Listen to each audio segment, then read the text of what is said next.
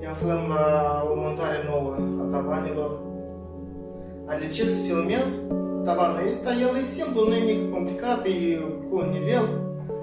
Numai că am inventat o șchele și vreau să vă arăt și vouă că eu când am cumpărat materiale și am spus la mai mulți și vreau să fac, toți erau interesați și nimic de cap. Și de atât am decis să fac pe deamul și video ăsta cu șchele, cum se montează și se demontează. Totodată de-am să uităm și cum să fac codurile aici. Ia pune pauză. Așa jos. Hai! Ai pus? Da. Cum ai să oprești?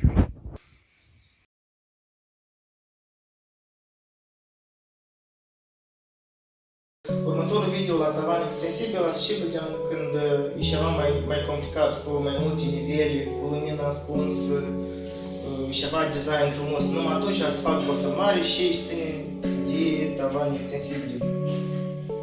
În restul videului și cred că cum, de exemplu, se montează un gard în 12 ore sau 24. Posibil să lucrăm 24 de ore. Așa, noi începem a lucra, începem a monta șchele.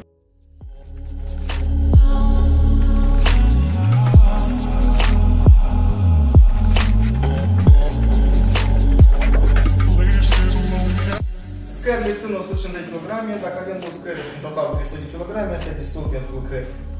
Și ele se ridică la 260, super!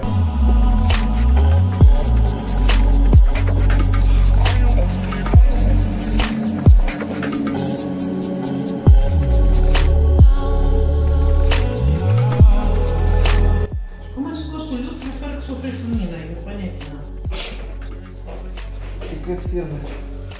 Secret firmă.